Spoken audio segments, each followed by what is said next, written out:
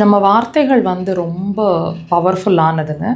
ஒரு மனிதனை கொல்லக்கூடிய அளவுக்கு பவர்ஃபுல்லானது, கூர்மையானது. ஸோ எந்த இடத்துல எந்த வார்த்தையை யூஸ் பண்ணணும், அது அவங்கள ஹர்ட் பண்ணுமா, அல்லது அவங்கள நெகட்டிவான பர்சனை பாசிட்டிவாக மாற்றுமா?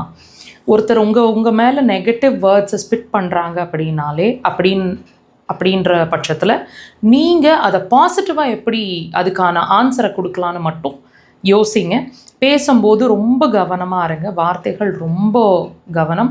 வார்த்தைகளை வந்து யூஸ் பண்ணுறதுல நிறைய விதங்கள் இருக்குது. ஸோ எந்த இடத்துல எந்த வார்த்தையை யூஸ் பண்ணால் நம்மளை வந்து பாசிட்டிவாக காட்ட முடியும் அப்படிங்கிறத ஒரு தடவைக்கு 4 தடவை திங்க் பண்ணிவிட்டு உங்கள் ஸ்பீச்சை கண்டினியூ பண்ணுங்கள் அல்லது ஸ்டார்ட் பண்ணுங்கள்.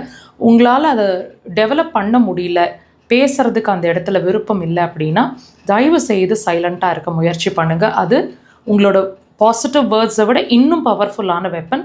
கண்டிப்பாக இதை யோசிச்சு ட்ரை பண்ணுங்கள்.